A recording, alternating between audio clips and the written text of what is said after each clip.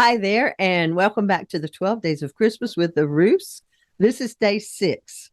I am Susan, and now let's see what waits for us behind the door on day 6. Kind of like we did yesterday, we're taking a bit of a detour. So, the image that I have behind the door on day 6 is really this one and another one. Two men from the Old Testament. This one is Gideon threshing wheat in a wine press, which we'll talk about in a little bit. And the second image is David fighting Goliath. Now, we're going to wait till after we hear from Dr. Mike and myth number 4 before we explain why we chose these two pictures to share with you.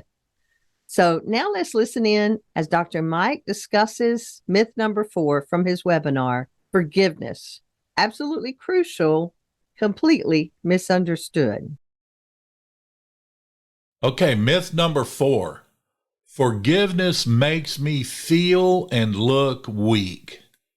Oh, that's a big one, isn't it? I bet you have felt that one before. I bet you have believed this one before. This one seems to just coil itself around us somehow, doesn't it? Forgiveness will make me feel and look weak. Well, the only problem with this myth, as just like with all the others, it is completely false. It's so off the mark that it's almost difficult to describe. You see, the very real truth of the matter is that only the strong forgive. The weak, the immature, the emotionally undeveloped, the self-righteous, those lacking in self-awareness, they don't forgive. It's just like Gandhi said, forgiveness is an attribute of the strong. The weak do not forgive. And Gandhi is exactly right. What a myth this is, that if I forgive, I look weak, and I know for a fact I feel weak. Well, let me speak to that for a moment. You may feel weak when you've tried to forgive. That feeling may be genuinely within you. But what I would say to you is, all that says to me is you really don't understand how dynamic forgiveness is. Forgiveness isn't a weak person doing an action. Weak people cannot forgive. The self-righteous cannot forgive. Those who are short on self-awareness, they don't forgive. The petty, the immature, they don't forgive. If it makes you feel weak to think of forgiving the person who has wronged you, I would just simply say to you, it's because you don't understand how dynamic forgiveness really is and how it takes care of you in the process.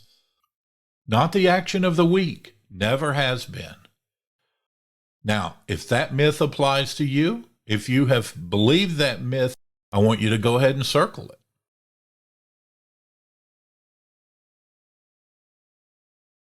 Thank you, Dr. Mike. And now back to Gideon.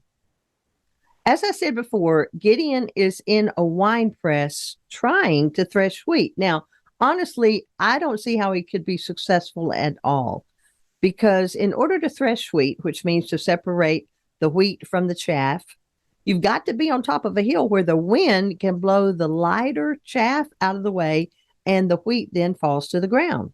That's how you actually thresh wheat.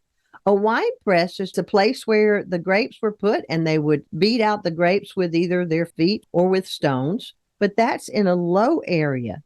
Now, the reason Gideon is trying to thresh wheat in a wine press, as you will see in the story in Judges 6, is because they are surrounded by their enemies, the Midianites, and he feels weak. He doesn't feel like he has anything for these enemies, so he's basically hiding, trying to get his work done in a place where he would not be seen. Now, as the story goes, the angel of the Lord meets with him and calls him a mighty man of valor. And he just is like, I think you must have the wrong guy. I am the smallest in my family, and my clan is the weakest. So I don't know how in the world you think I am a mighty man of valor. He feels weak. But as the story tells us, He does what the Lord tells him to do and actually accomplishes a mighty task. David is a bit different. David is just a shepherd boy. He's not even old enough to be in the army. The situation is here that the Philistines and the Israelites, there's basically a standoff, and Goliath has challenged someone to come from the army and fight him.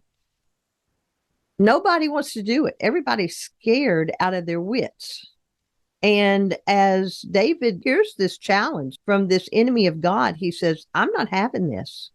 But basically, everyone around him just says, no, there's no way you can do that. You're not big enough. You're not strong enough. You're not even old enough to fight in the army. You're not proven. You don't even have any armor. They tried to put armor on him and it didn't fit. He said, get this off. I don't need this. He goes down and he beats Goliath. So whether you feel weak from the inside or you feel like you look weak from the outside through the eyes of others, just remember that as you move toward forgiveness, you can realize what God can actually do in you and through you and for you when you follow through with his command to forgive. Thanks again for being here, and we'll be back tomorrow with myth number 5. So you have a great rest of the day. Goodbye.